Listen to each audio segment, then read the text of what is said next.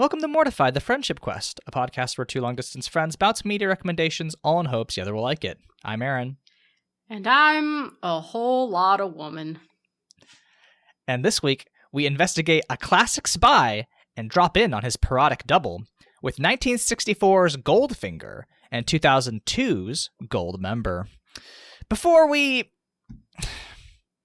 paid our dicks gold or whatever, remember you can help us on Mortified the Legitimacy Quest by smashing that like and subscribe on YouTube, leaving us a review on the podcast platform of your choice, or just telling a friend about the show. Leyla? Aaron? I'm a little worried about our spy unit. It feels like we're maybe off to a rough start. I don't know what you're talking about. I think we watched Peak Cinema this weekend. And both movies were timely and evergreen and perfect. And I, as a woman, feel validated in that both franchises are hashtag allies of the movement.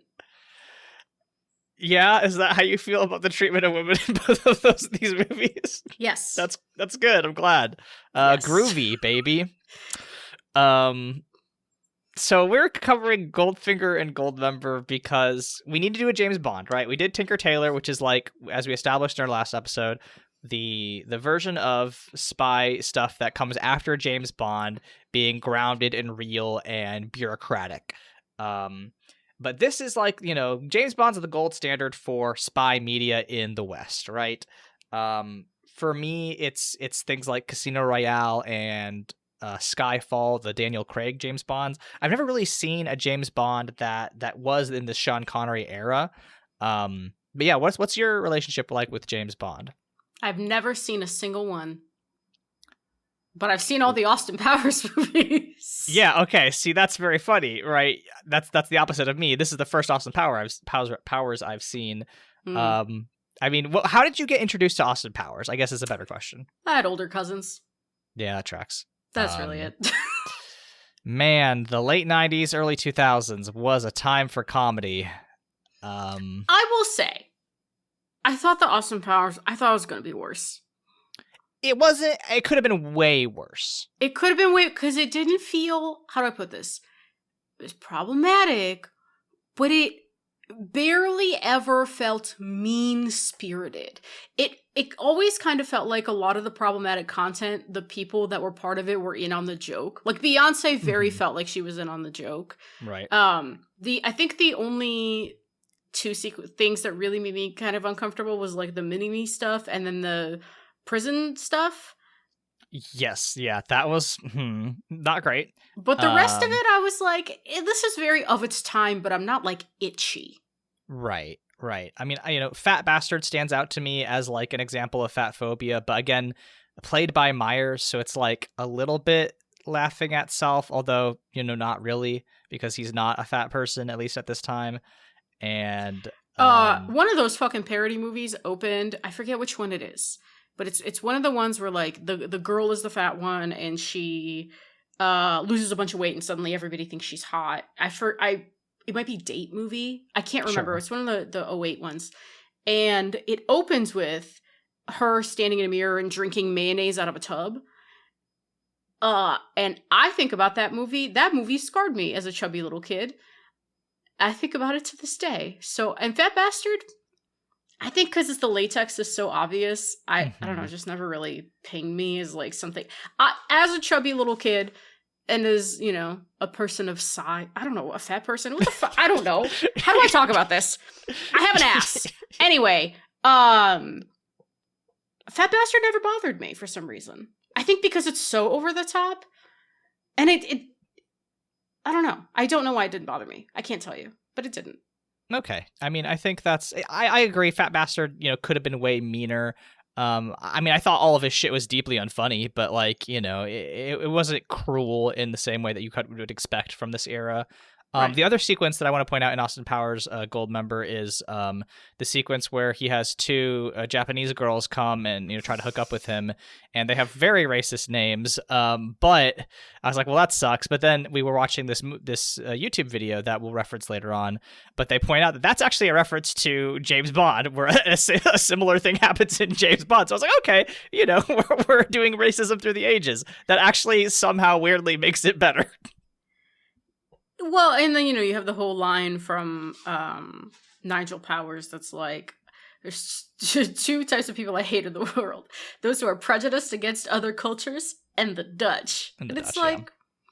This movie, so my theory about Mike Myers is this. I think Mike Myers should get to reboot Austin Powers on one condition. And that condition is Mike Myers needs to share that director's chair and that production chair or whatever else the fuck he's doing with a woke, non-binary 30-year-old. Do we know any woke, non-binary 30-year-olds, Leyla? No. Okay, weird. Well, we've done our right-wing pivot, so that's true. We're deeply cishet against the gender queers. We have all sorts of slurs for every single one of your genders. Exactly. So anyway, Mike Myers, mortifiedpod@gmail.com if you want to get a consultant on board. Mike Myers, I will gladly co-produce Austin Powers 4. They're trying to. Have you seen those Verizon commercials? Yes. This came up in Mabim Bam recently. They want to do it really bad. Mike Myers with his mouth was like, I want to do this again. And I'm like, honestly, if it's, because, okay, you noted this. Do we want to start? Okay, we should start. We should probably do the format of the episode before we get into it in a real way. We should start with Bond so that we could talk about how Austin Powers parodies Bond. Yes, thank you for getting us. Do you want to do Bond summary, or do you want me to do Bond summary? Which one? I kind of want to do Austin Powers because I feel like you're more familiar with that and you can help me. I want you to do Bond because I might be too mad to do it. Of these two movies, I thought Bond was more entertaining to watch, but I thought it was way stupider. Ooh, no, I checked out halfway through Bond, in a really big way, but we'll talk about it. Yeah. Okay, let's talk about Goldfinger. Goldfinger, he's the man with the Midas touch. We need to have a theme song. I want us to write our own theme songs like this, like all the Bond villains. We have to come back. Okay. So, Bond. James Bond. I was about to call him an international man of mystery. Wrong movie. It's an MI6 spy who fucks, period. He starts this movie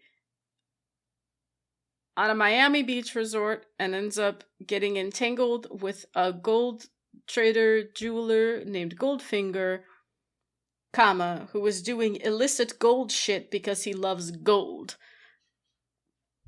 Parentheses, this gets a woman killed, end parentheses, period. James Bond ends up on official assignments to figure out what the fuck Goldfinger is doing, and so trails him to Geneva. Parentheses, this gets a second woman killed, end parentheses, start parentheses, and also gets James Bond captured, end parentheses again. James Bond spends the rest of the movie in captivity by Goldfinger, in getting transported to Baltimore and then Kentucky, Baltimore mentioned,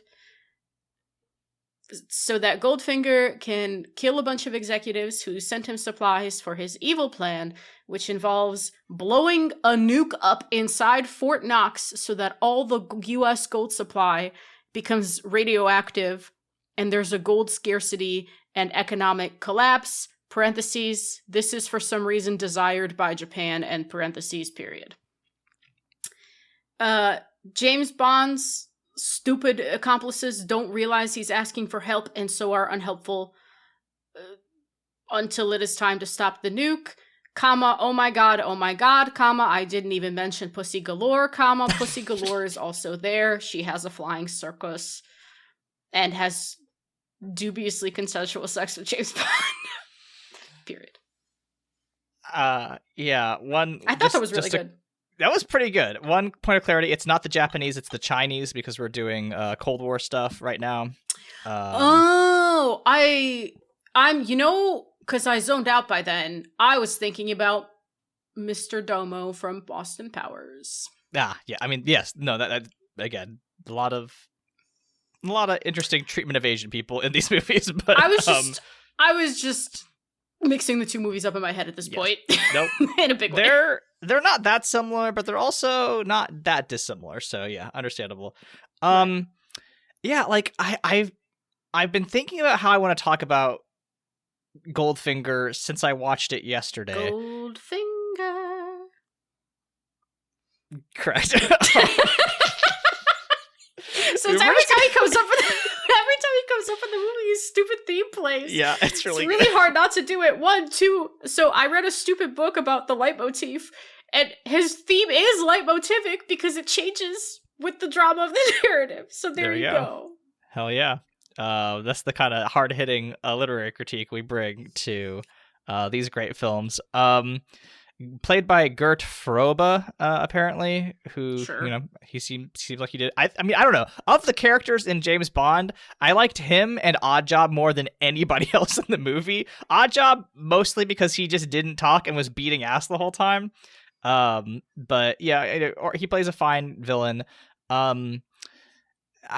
I think a lot about the most like salient, comparison point I could think of, because you can't compare this shit to the like gritty, grounded, serious James Bond of the Daniel Craig era. Like, I just think there's no daylight between these two characters. Connery is a fucking ass and goof compared to Daniel Craig. And hairy. Yeah, that's true. A hairy man. Yeah, he wore some short shorts. There's hair all the way up. I mean, I think that is also parodied in Austin Powers at one point, right? That's like a point of contention. Yeah. Yes. But I think not to say anything. Listen, just to be clear, that's fine. It's just a completely neutral observation where I'm not, as a modern film viewer, where everyone is oiled up and waxed. I forgot that you could have leg hair in movies. That's what that. Yeah. Just to be clear, I love you, hairy people. Shout outs. I'm thinking about the Adam West Batman. Like, I never really seen a lot of those, but I've seen clips of it, and like that tone and style makes me think of like that era as one that was more willing to be more whimsical. Because like there's just I expected a little bit more. I expected James Bond to be less of a fucking cartoon character. Like if all of this played out and James Bond was literally just like an animated character, I think I would have had a much better reaction, because I've been like, okay, this is, this is not supposed to be serious, but and maybe that's just on me for having the expectation of animated stuff. Go ahead. Is Johnny Bravo a better parody of James Bond than Austin Powers? I mean, I think he's certainly a better parody of masculinity. I think we'd have to get into Johnny Bravo's whole, I don't think he does a whole lot of spycraft. You're right. I think the sunglasses are tricking my memory somewhat. Yeah, I think Johnny. Yeah, he's just like a dude. But I do think the masculinity parody is much more funny in Johnny Bravo. But yeah, like I don't know what your expectations were, but this movie really fried my expectations. And I was like, I started doing CinemaSins shit at like halfway through, because I was like, the man, like, there's like, in no way do I think James Bond is a competent spy throughout this entire film. No, a man who gets so terminally horny that he almost kills a woman on the road and has to tell himself discipline. Miss thing. So this has happened to us now a couple of times, where I think you and I are having a very interesting and a similar experience, where we're like, there are these things in our culture, like our pop culture, that have been built up as these like pillars and monoliths that everything is built upon, right? The Matrix, Bond, fucking what have you, right? But the Matrix, even Ayn Rand to some degree, right? When you get into Ayn Rand, shit's silly. Right, Ayn Rand to some degree. they get built up as these monoliths, so you think inherently that they are serious because people make such a big, and Star Wars too, or the original trilogy of Star Wars, people like put all this weight on these things, and it's like Star Wars, goofy. Matrix, goofy. This, goofy. Rand, goofy. And it's so funny, and it's just, what is that weight? Is that like the weight of nostalgia? Like, this means a lot to me, ergo it must be a value and a big deal? Like, is that what that is? I mean, I think you called it out in your notes, and there's definitely a gendered fandom aspect to it, right? Which is like men, especially with Bond, because Bond is so clearly like this is what, you know, dweeby nerds want to be like. You know, this is what dweeby nerds in the 60s were like. Men are cool and they fuck women, and this is how you fuck women with coolness. And then to that degree, that's where the Austin Powers parody succeeds, because it's like, okay, yeah, you're a fucking weirdo, man, if you think James Bond is cool. But yeah, I think it's more. I think when we're thinking about how these things have got passed on in culture, gender is 100% a thing that's motivating how it is, you know, retroactively discussed. Yeah, there's one of the blondes. There are many blondes in this movie. There are so many fucking. They have a full circus full of hot blonde women, full flying circus. There's like 6 of them. Mm-hmm. There sure is, but there's also a bit part in the very beginning of the movie, a woman named Dink. And so Dink is massaging Bond, and then he introduces her to whoever he's talking to, and then he sends her away promptly, and then he smacks her bottom as she walks away. And they add a cartoon slap sound to the smack of the bottom. Did you hear it? I did hear it. I didn't know it was added in. I just thought it was, he just wailed on her. He like gently tapped her. Sure. It was added. I was mostly still reeling from the thing he said right before that, which is like, hey, you have to go away now. This is, quote, man talk. This whole like 10-second sequence is so misogynistic as to be like hilarious, because it's like, oh my god, this is what you'd put in a thing now to be like a joke, right? Because this level of deep misogyny just doesn't have, you know, obviously it does happen to some degree, but like if you're doing it, you're not supposed to be the good guy, clearly. Right. No, it's kind of insane. He's also in every woman's space in a very intimate and crazy way right away. It's creepy. It made me uncomfortable the whole time. Same. Like, it's supposed to be sexy, but sexiness comes from a tension parentheses anticipation. This was tension parentheses prey instinct for me, where I was like, what's going on? Why are you in this woman's tits like that? Right. When there's the sequence where he's spying on Goldfinger, and like, or it's Tilly Masterson, right? Goldfinger's assistant. Jill. Jill is the sister who dies first. She is like, you know, using binoculars to look at Goldfinger's opponents' like cards in they're playing Gin Rummy. Poker. Oh, Gin Rummy. And she's like, you know, transmitting the information to Goldfinger's you know, he's got a headset or whatever, and Bond comes over. She hasn't noticed him. He like sneaks into her room and then like slithers down behind her and like turns off the radio. And I'm surprised she didn't like fully jump off the balcony, because like he's like an inch away from her. He's like tits to tits with her by the time she realizes he's there. It's so creepy. And, like, Bond does not have very good situational awareness. I know this because Pussy Galore yanks his ankles out from under him, like, while he's supposed to be alert and spying. So I'm surprised that Jill Masterson didn't slam him into the fucking concrete. Suplex that man. Yeah. It's the whole sequence. There's so much weirdness going on with Bond and his relationship with women, and I mean, like, basically, if you're a woman, you should not be close to James Bond, because in this movie, if we're not counting the pilots, there's like 1, 2, 3, four people he sleeps with, and 3 of them end up dead. Oh, yes, you're right. Yes. I'm counting the person in the cold open who he uses as a human shield at one point.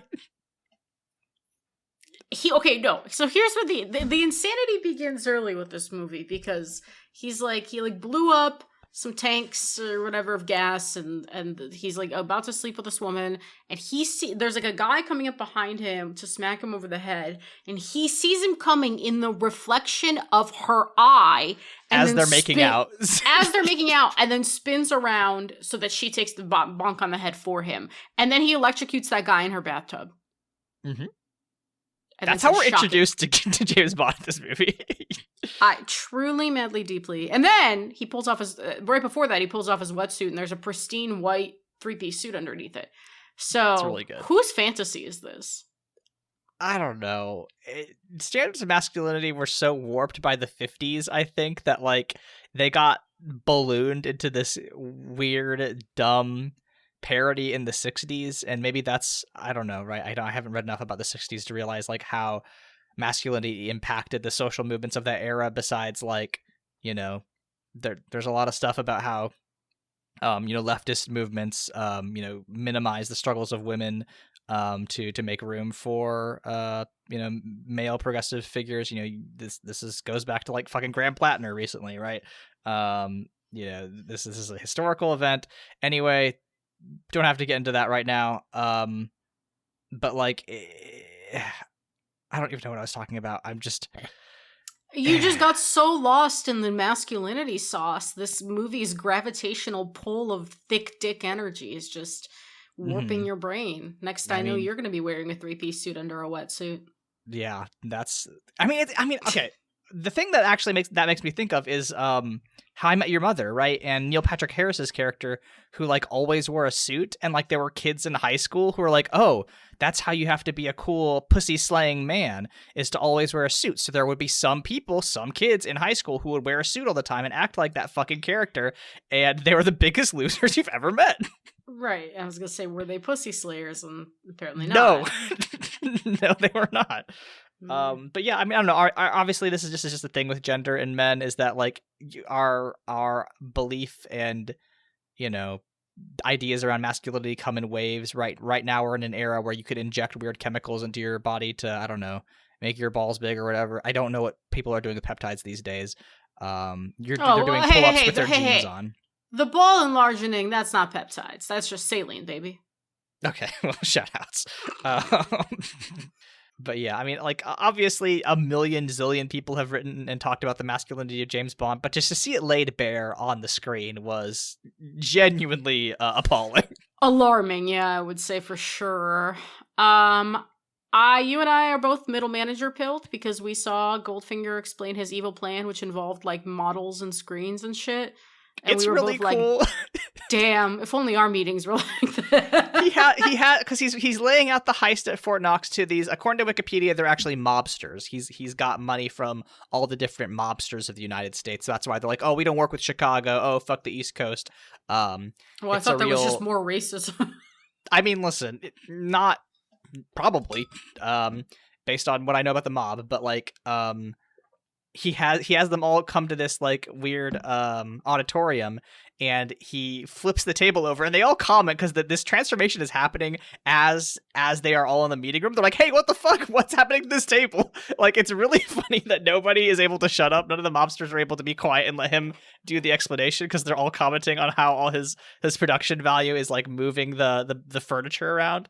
But he has like a little miniature of Fort Knox and like little like it's 1960s era like future tech, but like the presentation is very slick. There's like lights and sound effects. I think he explains that his plan is to have Pussy Galore, who is his personal pilot, fly her fleet of planes over I don't think it's Bowling Green, but whatever Fort Knox is in Kentucky. They're going to spray a nerve gas over the entire like army installation there, and that's going to knock them out, so then they can do the heist and take all the gold out of Fort Knox. Bond points out later on this, like, you're not gonna be able to carry all that. That's gonna be ridiculous. And Goldfinger's like, yeah, we're just gonna devalue your currency, which I think is great.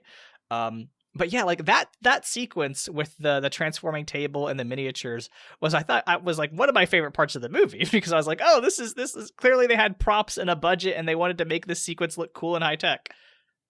I also like that sequence because that's when Pussy Galore takes James Bond's legs out from under him. And I just like to see that man fucked up. Yeah. I have a lot of quibbles about the way that Goldfinger's organization does their security.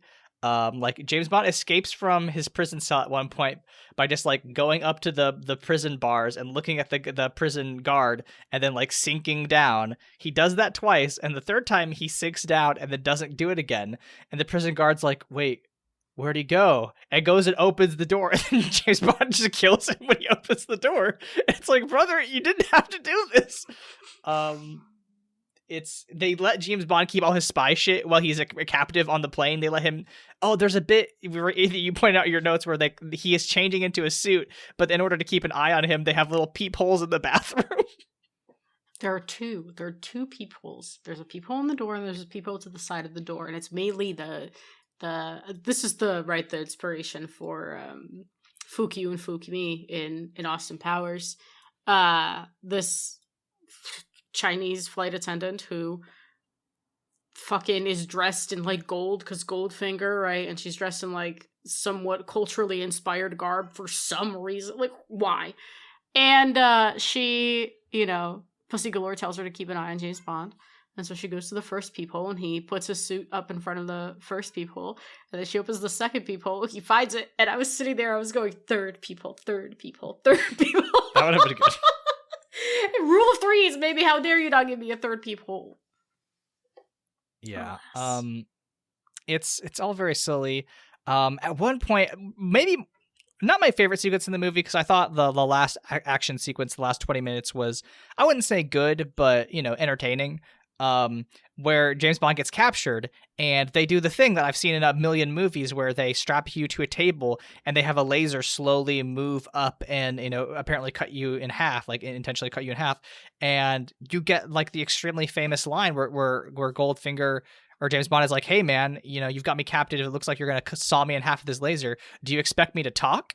And Goldfinger's like, no, Mr. Bond, I expect you to die, which was incredible line delivery, actually. Like, all of the parodies don't do that line justice. It's actually like really good. And then James Bond does talk, which is the funny part about this. He spills everything he knows. He's like, I know about your plan. And he's like, no, you don't, you dumb bitch. And he's like, you want to risk it? And Goldfinger's like, I guess not. And he takes him on his beautiful luxury plane flown by Pussy Galore. And then, do we want to, so, okay. Mm-hmm. So, James Bond knows he's gonna die. He's like, when Goldfinger executes this plan, it's over for me, comma dog. And so he takes Pussy Galore aside, and he tries to talk to her, and then they have a weird wrestle. And again, we have seen many a sexy training montage, much tension between two combatants, a lot of grunting, a lot of sweat, people glistening.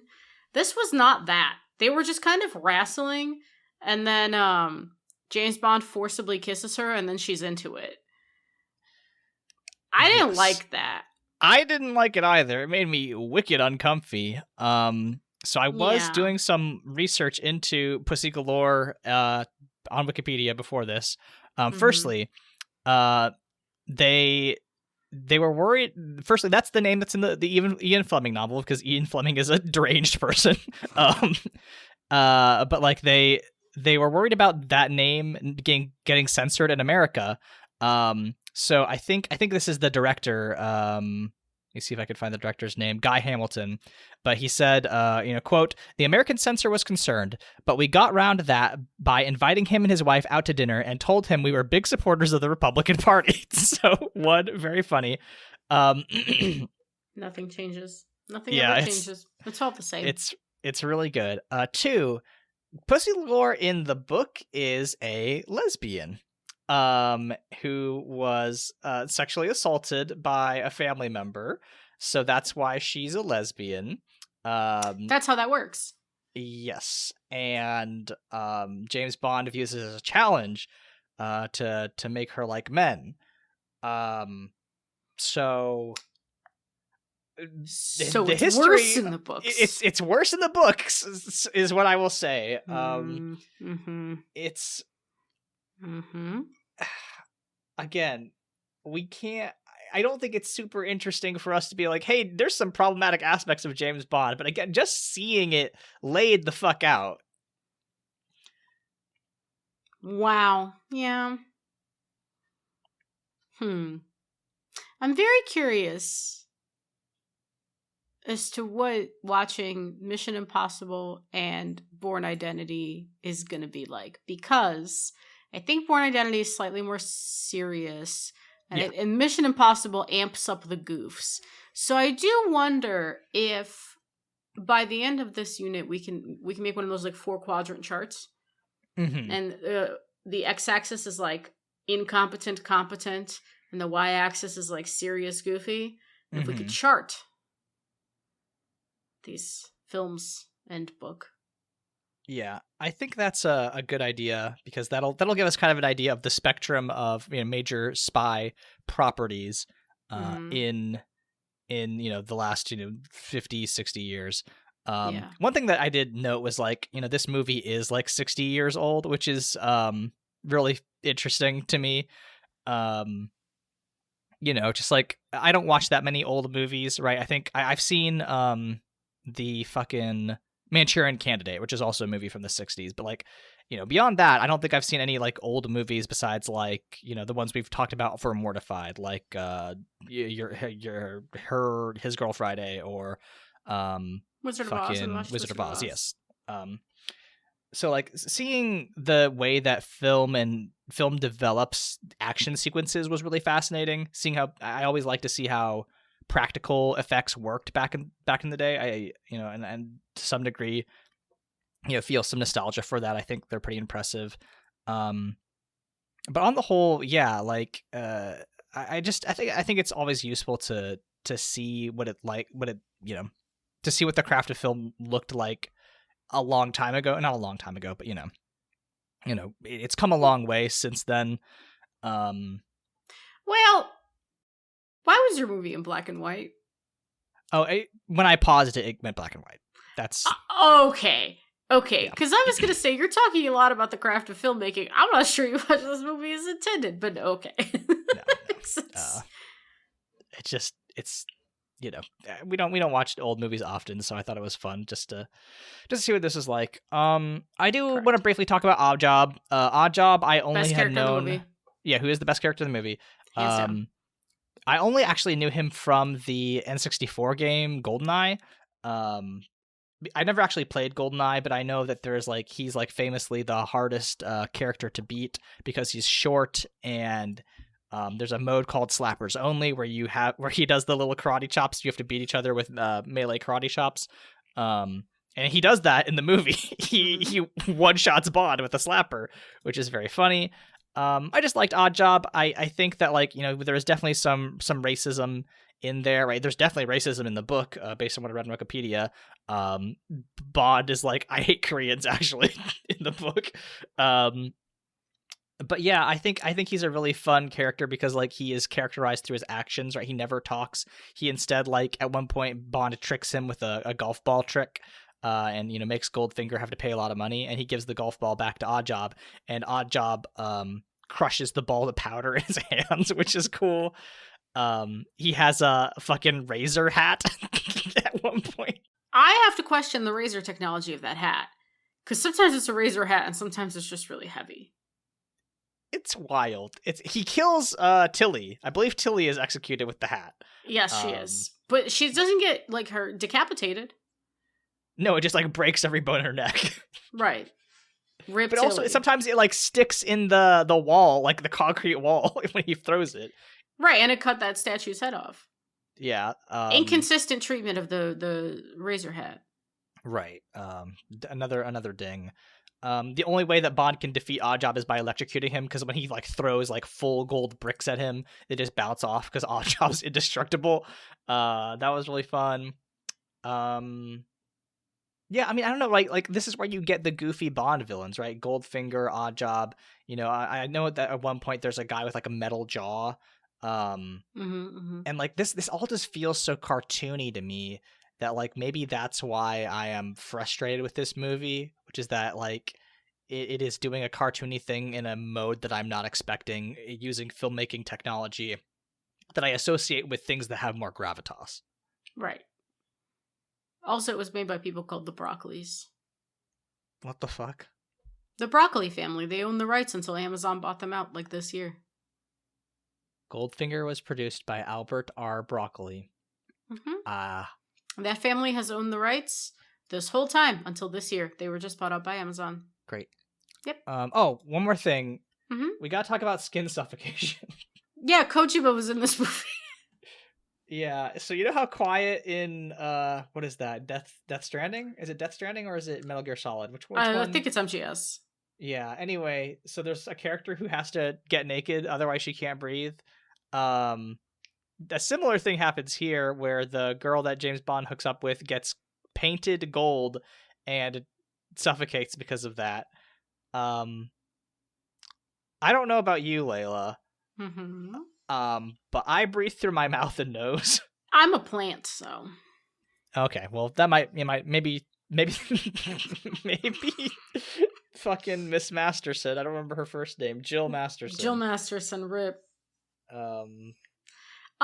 Yeah, it is crazy. And then James Bond says something stupid afterwards. Like, yeah, it happens to dancers all the time. I'm like, what?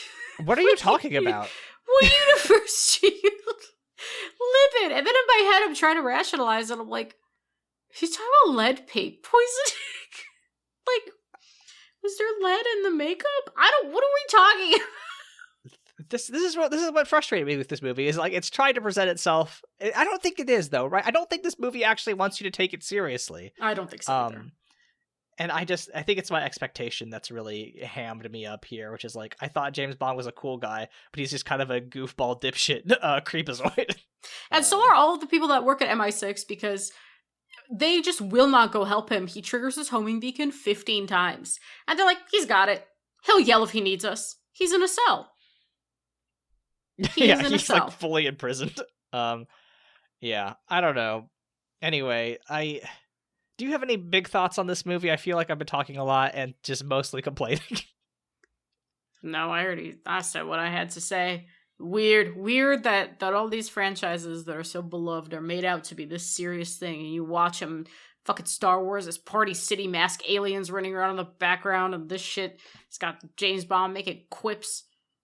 I would argue Austin Powers is more serious about the craft of filmmaking and like a coherent story than its source material. Well, I mean, Steven Spielberg was involved, so yeah, I suppose so. Yeah. Oh god, crazy cameos. Let's do it. Let's talk about Austin Powers in Goldmember, the 2002 seventh best movie of 2000, or highest grossing movie of 2002, apparently.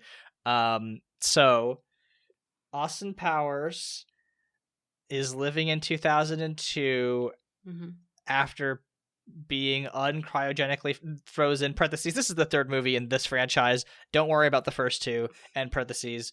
Comma. He is watching his own movie, his own life be made into a movie starring Tom Cruise.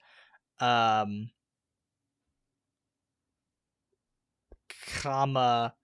But then he has to go defeat Dr. Evil real quick.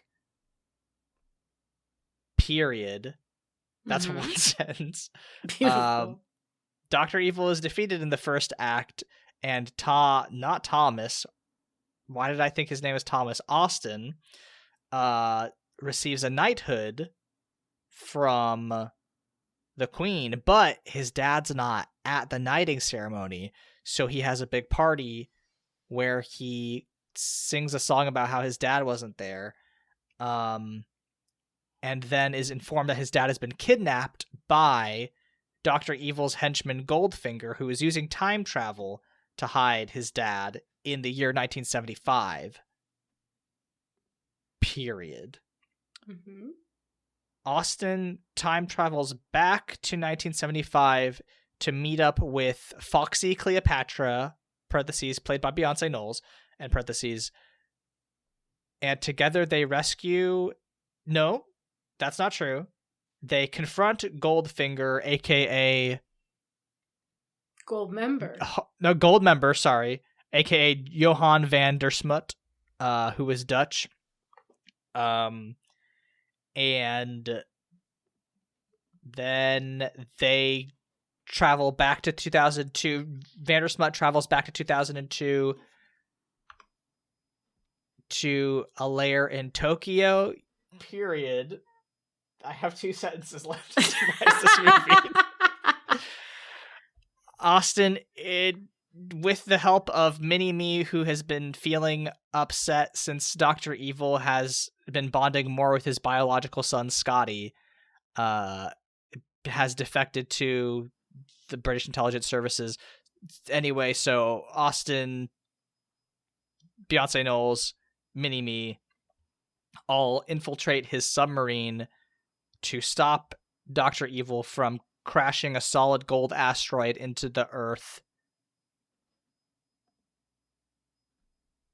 M dash, when confronted, Austin's dad reveals that actually Austin and Dr. Evil are brothers. So Austin shouldn't shoot Dr. Evil. Semicolon, the family works, then the reunited family works together to defeat Goldmember, who still cares about this plan for some reason, period. The movie ends with everybody being happy and saying shagadelic or whatever. Groovy, baby. Period. This is not a especially plot coherent movie, I will say. No, it's mostly just kind of extended bits. I would argue, extended far too long to be effective in many cases. Yes, I think we could have had 2 more bits, and all of them could have been shorter. Yeah. So, like, here's the thing. Parts of this movie I actually thought were pretty funny. There's a sequence where they have to meet with Mr. Hondo or Domo? Arigato, right, Mr. Roboto. Right, okay. It's Domo Roboto. Yeah, sure. Stupid joke. But they have to meet with this guy in Japan to find out information. Who cares? And Austin is like unable to... he's speaking in Japanese, so the subtitles are coming across the screen, but the subtitles are in white. And there's like white stuff on the desk and in the walls, so it's like blocking out the subtitles. And so he's saying things like, I have a huge rod, or like, that's the only one I can really remember. But he's saying, please eat some shit. Oh yeah, please eat this shit. And then Beyonce like moves the stuff on the desk aside to reveal that the captions are like, oh, it's shiitake mushrooms, right? And that bit goes on like three jokes too long for it to be actually funny. But the first 2 were pretty good. I was like, all right, this is pretty good. But yeah, I do think this movie suffers from overextending its bit, staying a little bit too long for the welcome. Yes, I agree. I fully agree. That bit made me laugh. The fat bastard wire. I just like wire work. Yeah. I like when they expose the wire work. I thought that was funny. Also, there was one moment where, so the first time Austin Powers sees Beyonce and they have their first conversation, apparently he had already been cryogenically frozen or something for 8 years because he just disappeared on her and she was mad at him, but she can't be seen talking to him directly, so she has yet another celebrity cameo slide in behind her and like mouth all her words for her, and it's Nathan fucking Lane. Now, apparently you don't know who Nathan Lane is. He's the protagonist from the hit PlayStation series Uncharted. Yes, exactly. He is the original voice of Timon. He is in the producers. He's in 100,000 things. You've seen him in shows before, I promise you. Nathan Lane is prolific. But Nathan Lane is there mouthing Beyonce's words, and then he kisses Mike Myers, and I thought that was funny. Yeah, I thought that sequence was actually pretty funny, especially because Beyonce's reaction, because she's not looking at either of them directly, is just kind of like, ooh, I don't know what's going on back there. And Beyonce breaks. Did you see it? Did you notice it? No, I didn't. That's really funny. Beyonce like almost starts laughing, and you can see it while she's in close-up. And that made me feel better about watching the movie, because I was like, oh, okay. At least it feels like she's in on the joke. Right. Yeah. Yeah, I mean, I don't know. Do you have any major sequences you'd like to highlight from Goldmember? Because there are some that stood out in my notes.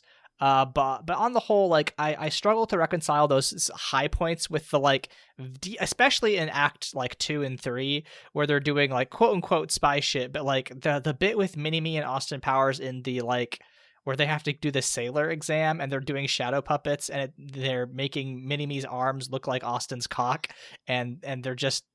And then at one point he gives birth to Mini-Me through the shadows. It's like, I can see how they're like 9-year-olds in my 3rd grade class who watched this thought this was the funniest shit in the world. But I was like, this isn't that good. It was 2 minutes too long, but I did laugh.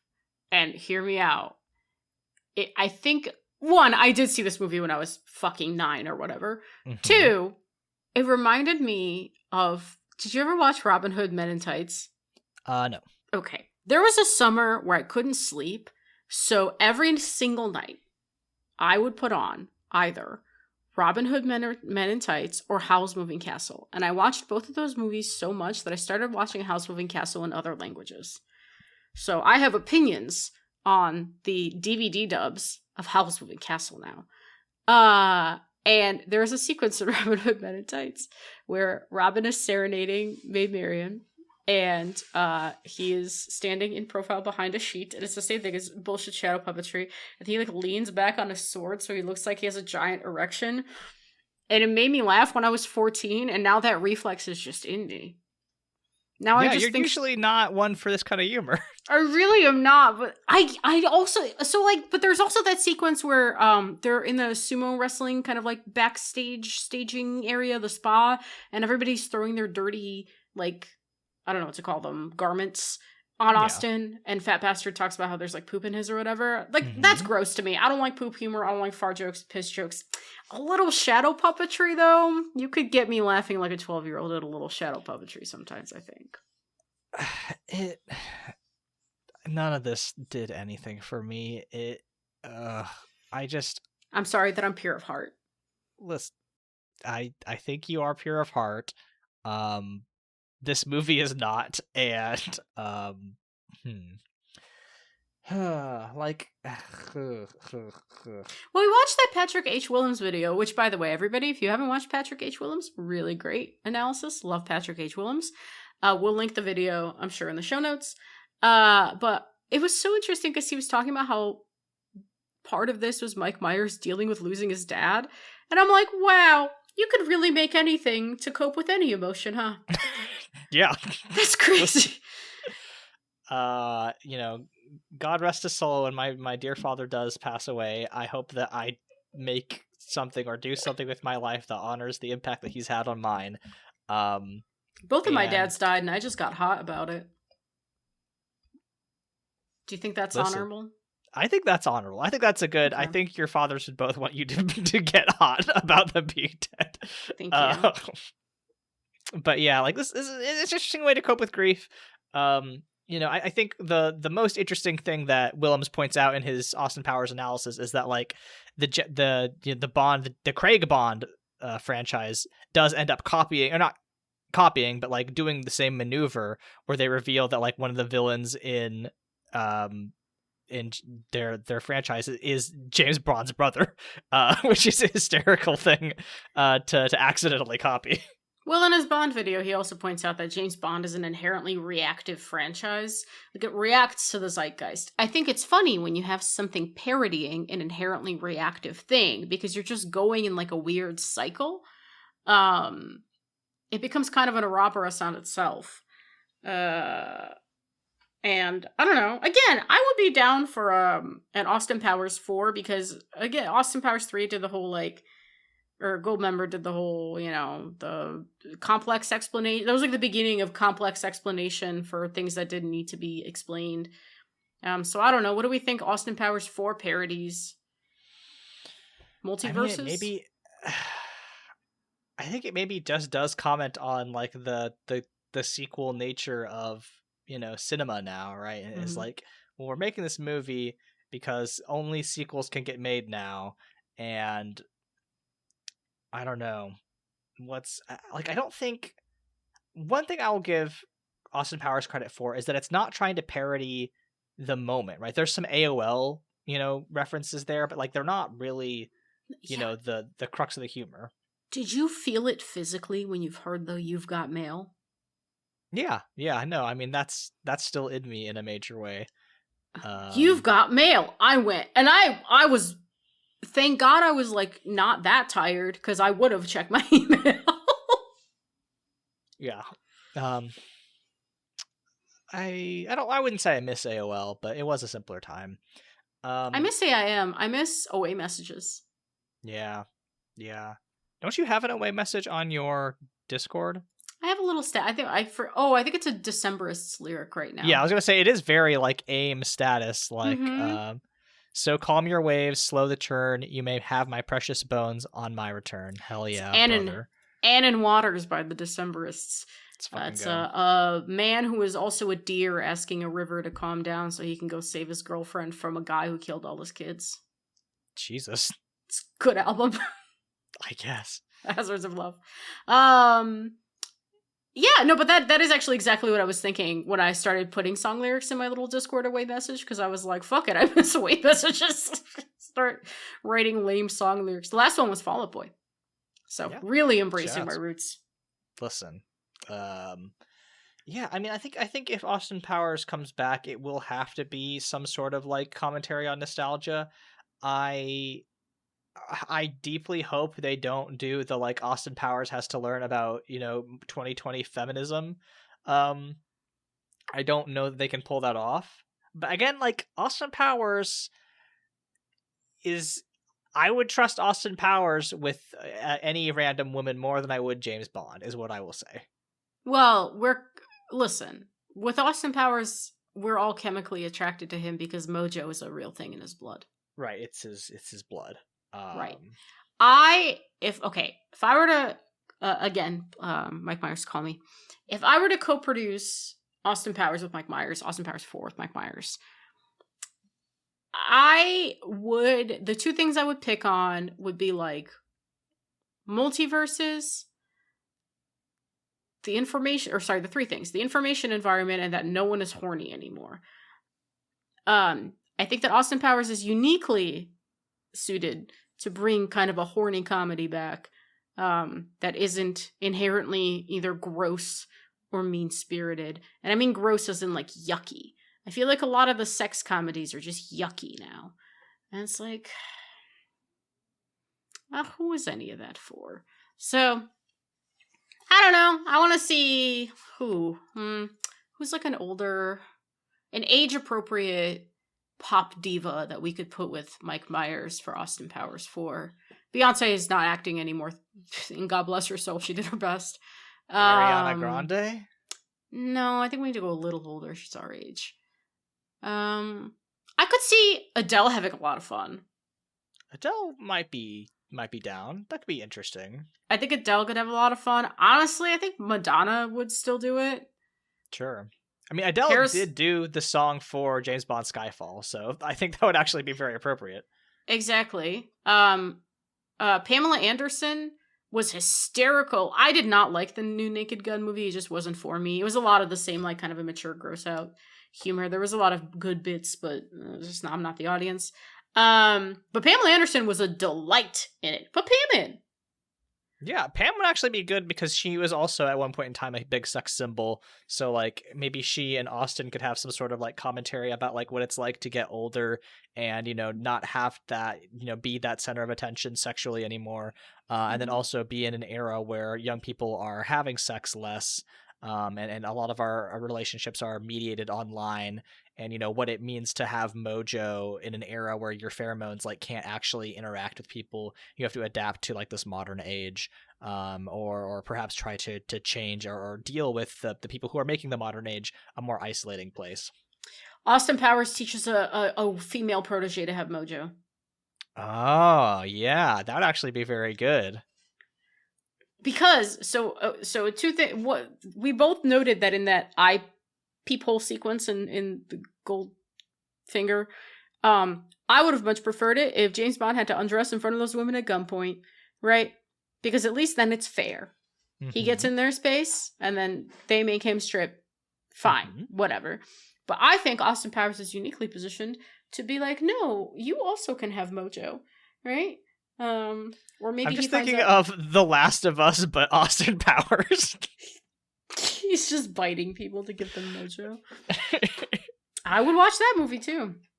Well, we're both people who care about the games industry, and like datification has been a big thing over the last 10 years. So like this is the same. Idea.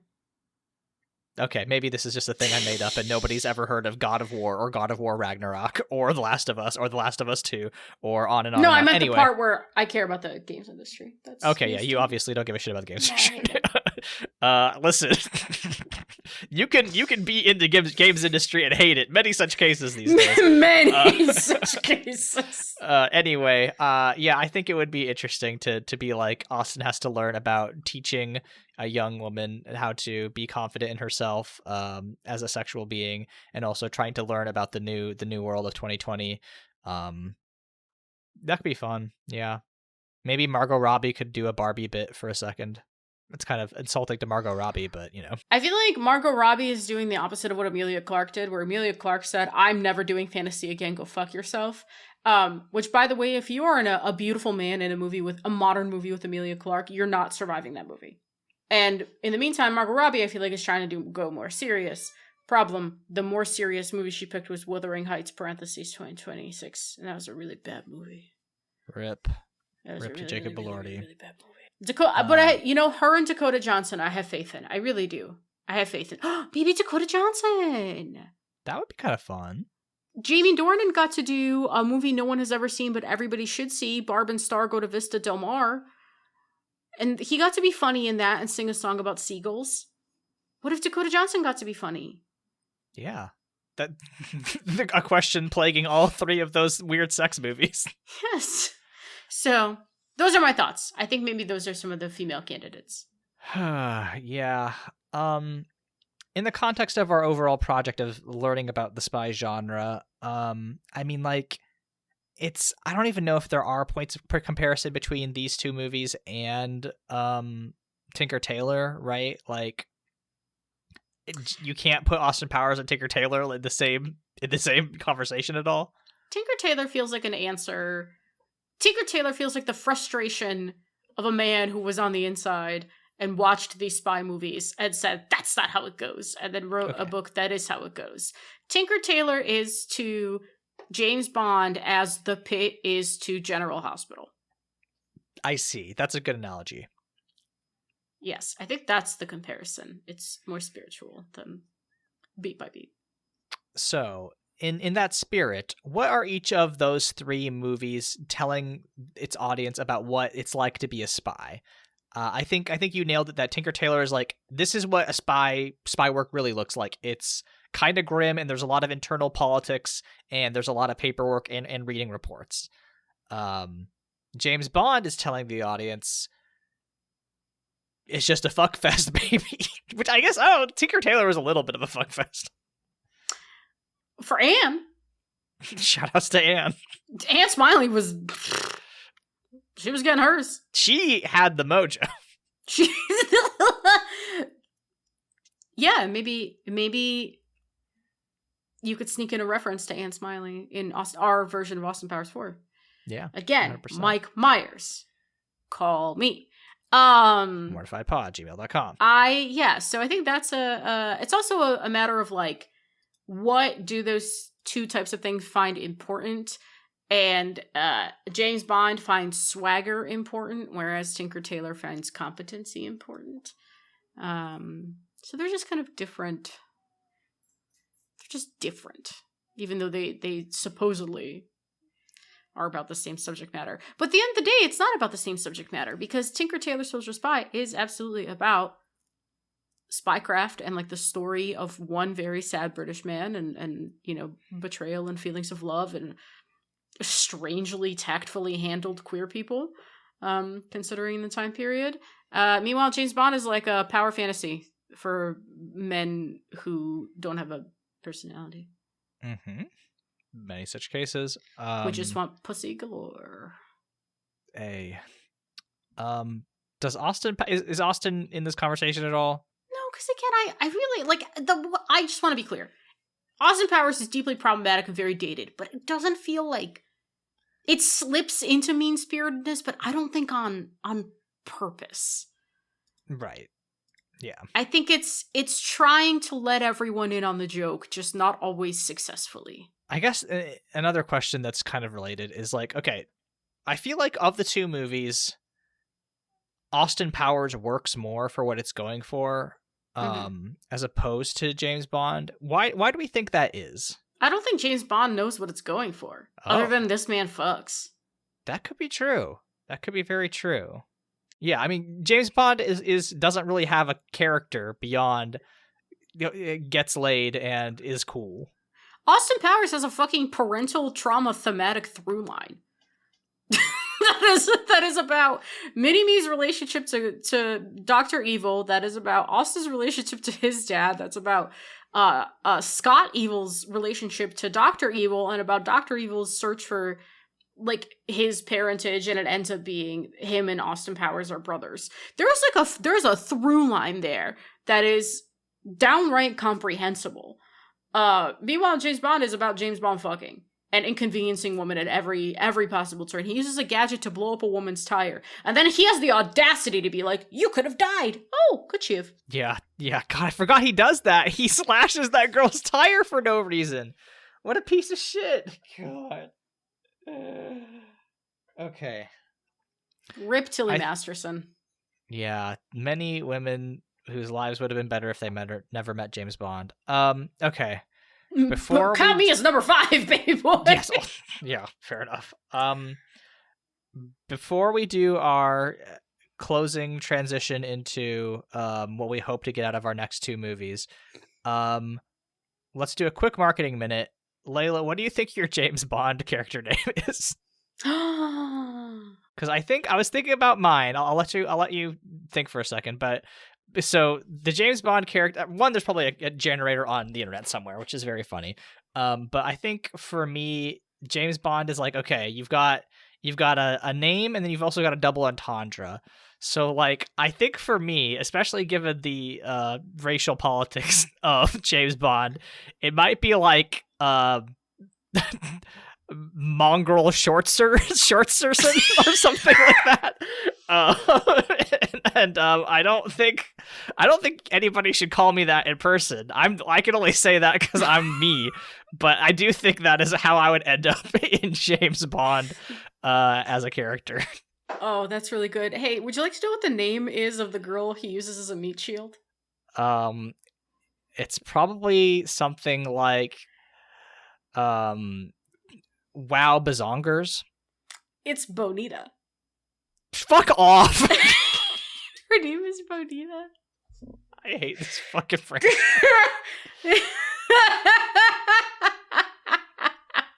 I have a good idea of a woman. Her name is Sexy. Shut the fuck up, man. Confirming Dink's name is just Dink. We did not mishear that. Dink last name not found. Okay. Well, there is one Russian woman in there. Her name is Tatiana Romanova. So I think I'd end up being something like Yulia Matryoshka, you know? Yeah. I think that's kind of where it would be. I am very... Listen, we could lean more into my, like, Azerbaijani, Middle Eastern sort of heritage. I'm afraid of what that would be, you know? Yeah, we don't need to get into that. Maybe it would just be, like, Magic Carpet Ride or some shit like that. Jesus. Or Scheherazade, they just call me that. Because why not? So, yeah, we're gonna go with Yulia Matryoshka, is why. Yeah. Nice to engage in some light joking self-racism here at the end of the pod. This one's for real ones only. If you made it this far, shout outs to sorry for exposing you to this level of theoretical racism. Would you like to know what one of the Japanese Bond girls is called? It's probably like sushi Bigtits. It's Kissy Suzuki. Not far off. Jesus. What a fucking... They just let people say shit in the 50s and 60s, huh? You could just do whatever you wanted and nobody was like, don't. Wait, Please stop. Can I take back Yulia Matryoshka and be Pelmeni Bigtits? Yeah, 100%.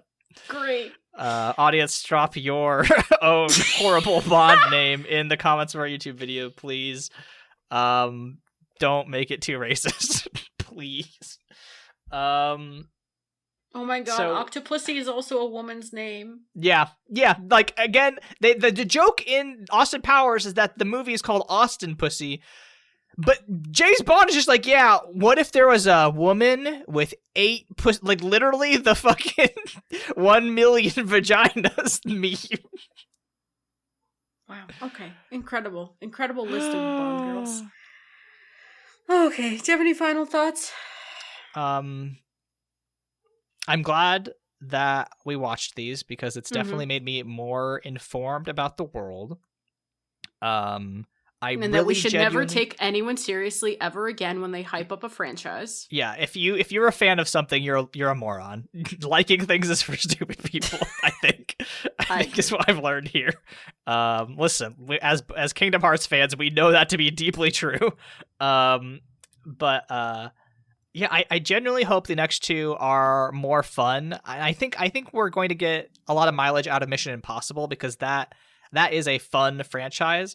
Shout outs to Tom Cruise, who was opening the last game of the World Cup today for some reason. Shout outs to Tom Cruise, who was in Austin Pussy. Right, I saw him twice today. It's a fun surprise for me.